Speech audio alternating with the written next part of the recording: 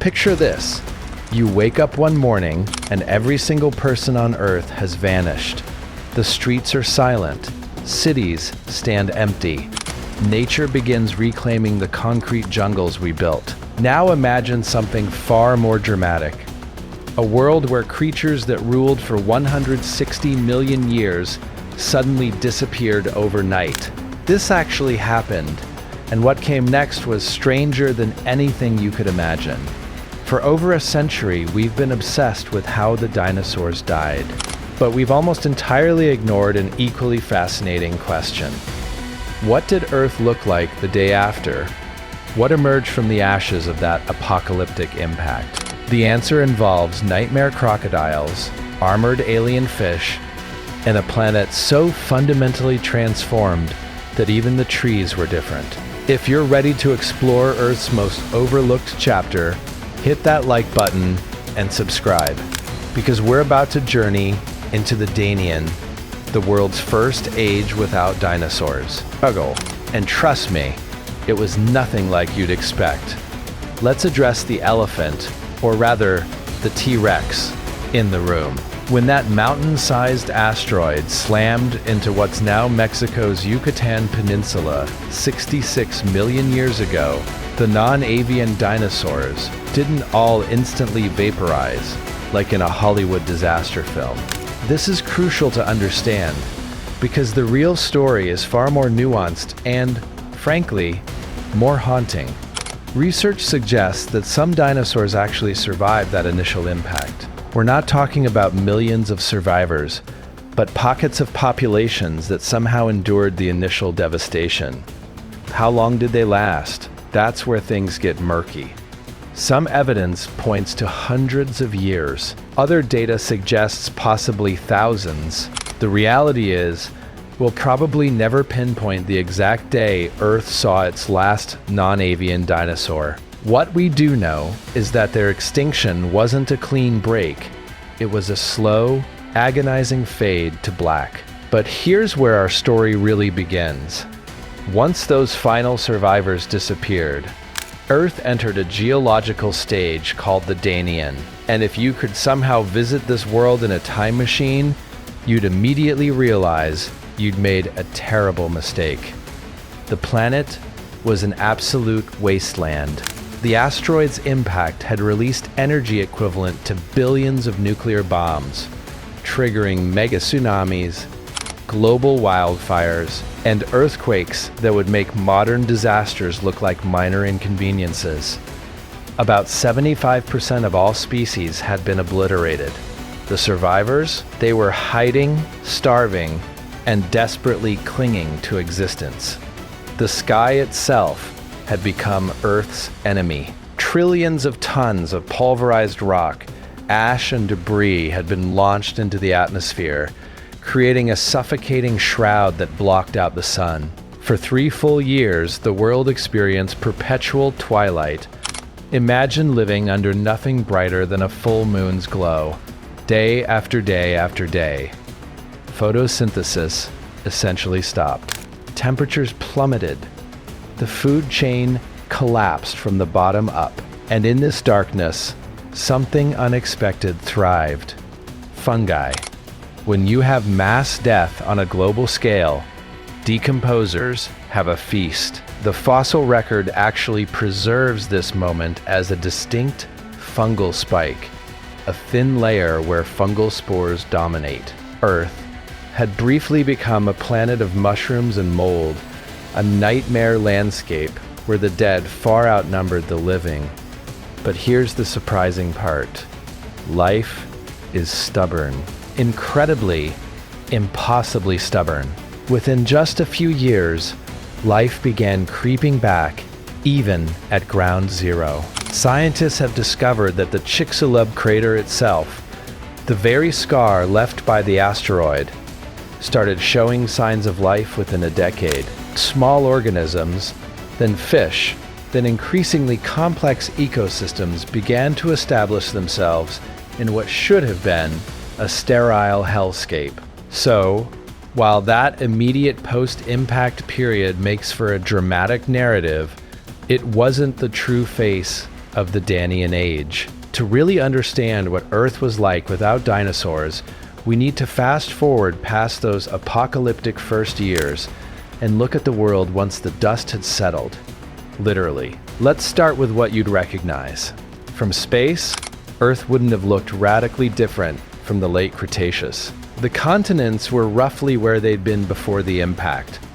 South America and Africa had already drifted apart. India was still an island continent on its slow-motion collision course with Asia. If you showed someone a map of Danian Earth, they'd probably recognize it as a slightly squished version of our modern world. The climate, too, remained familiar in some ways. Earth was warmer than today, substantially warmer. There were no ice caps at the poles. The global temperature averaged several degrees higher than our current climate, and humidity was elevated across most regions. This created widespread subtropical conditions, even at latitudes that are temperate today. But here's where the familiarity ends. When you actually set foot on Danian land, you'd immediately notice something profoundly wrong. The forests that grew here were eerily homogeneous, monotonous stands of the same species, stretching for miles. During the Cretaceous, Earth's forests had been diverse tapestries of ferns, cycads, conifers, redwoods, ginkgos, and flowering plants. That diversity had been devastated. Two types of plants dominated this new world: Classopolys and Brachyphyllum, both conifers that had been relatively minor players before the extinction. Now they were everywhere, creating monotonous green oceans of identical trees. Ferns and monocots, which had carpeted Cretaceous understories, were nearly wiped out. But the most unsettling aspect of these Danian forests wasn't what you could see, it was what you couldn't hear. The forests were silent. Not the peaceful silence of a quiet morning, but an oppressive, almost tomb-like quiet. Just a few million years earlier, these same landscapes would have echoed with the calls of hadrosaurs, the thundering footsteps of sauropods, and the territorial roars of tyrannosaurs. Pterosaurs would have screeched overhead. The air would have been alive with the sounds of a vibrant, functioning ecosystem dominated by giants. Now, almost nothing. The animals that remained were small. Incredibly, diminutively small compared to what had come before. Even the mammals, the group that would eventually inherit the Earth, were no larger than modern house cats during the early Danian. You could walk through these forests without fear of being trampled or devoured by anything remotely large. This might sound peaceful, even idyllic, but remember, you're experiencing one of the most ecologically devastated periods in Earth's history. This silence represented emptiness, not tranquility. Ecological niches that had been filled for hundreds of millions of years now stood vacant. Yet, life does what life does best. It adapts and persists. And in the Danian, some surprising survivors were beginning to make their presence known. Survivors that would, for a time, continue the age of reptiles in ways nobody expected. Because here's a fact that might shock you. The Danian wasn't actually the beginning of the age of mammals. At least not right away. For millions of years after the dinosaurs vanished, reptiles continued to dominate many ecosystems. The undisputed champions of this unexpected reptilian renaissance were the crocodilians. Why did they survive when so many other reptiles perished? The answer lies in their lifestyle and physiology. These animals were semi-aquatic, which provided shelter from the initial devastation.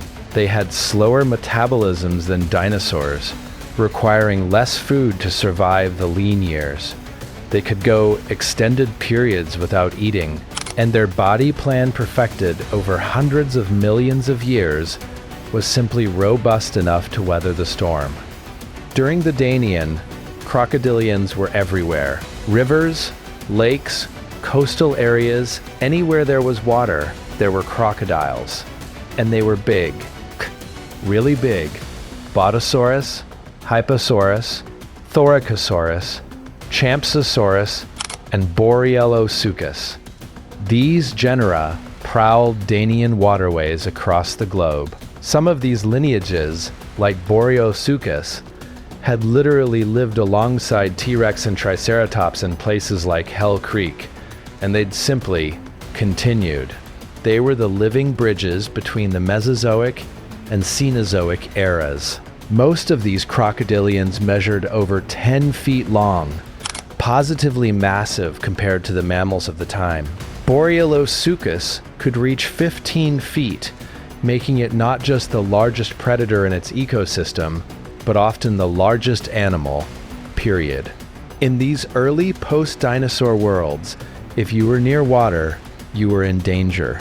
But not all crocodilian relatives stayed in the water. The Sebecidae, a group of fully terrestrial crocodile relatives, had also survived. During the Danian, they were represented by creatures like Zulmasuchus from Bolivia. While relatively small during this period, these land-dwelling crocs were laying the groundwork for something spectacular. Their descendants, particularly Baronosuchus, would eventually become the largest terrestrial predators since T-Rex. Crocodilians weren't the only reptiles having their moment. Snakes, having survived for similar reasons, were experiencing an explosive diversification. The asteroid had actually done them a favor. With fewer competitors and open ecological niches, snake diversity skyrocketed.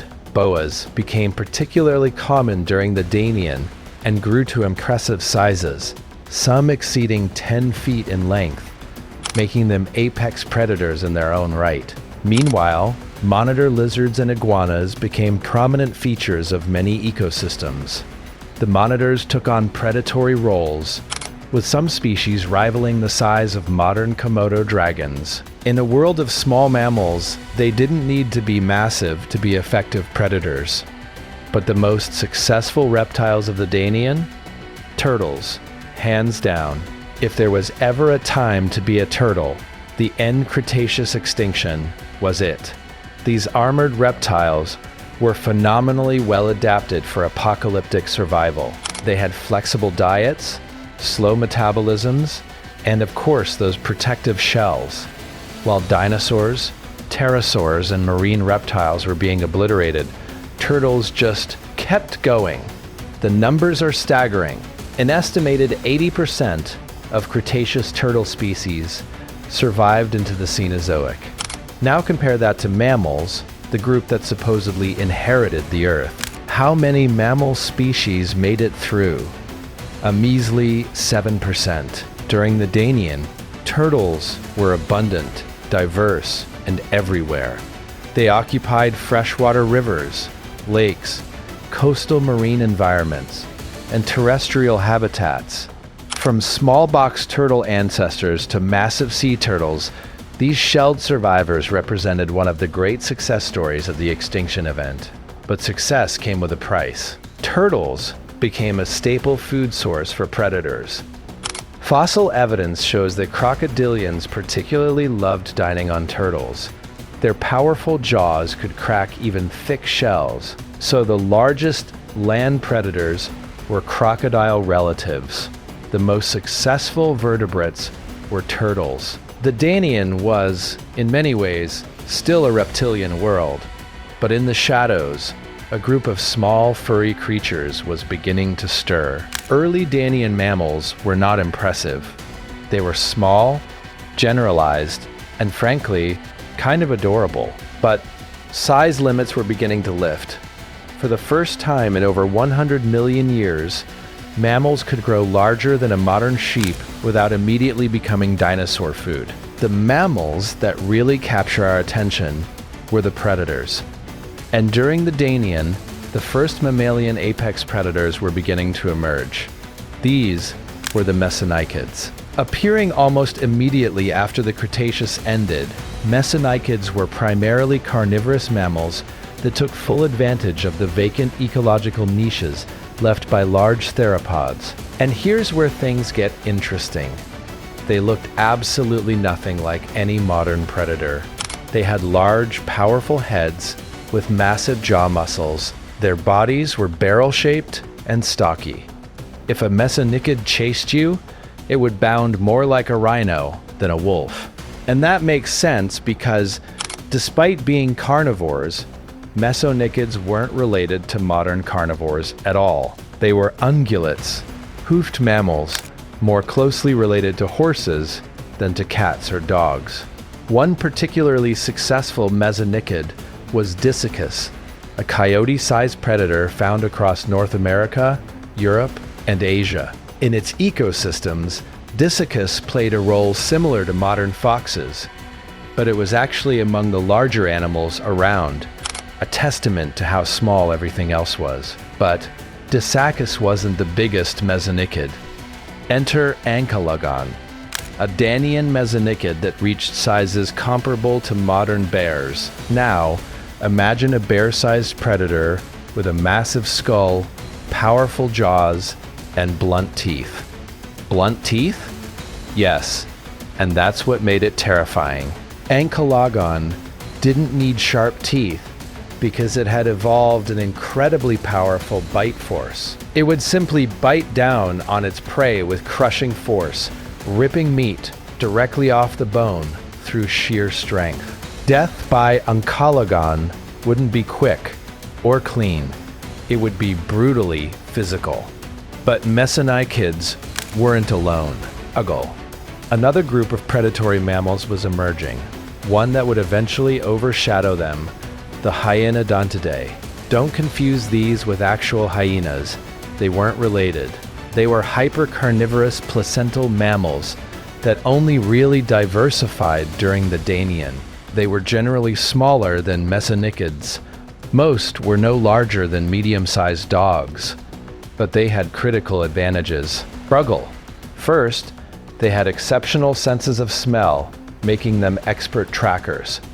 Second, their teeth were designed for shearing rather than crushing.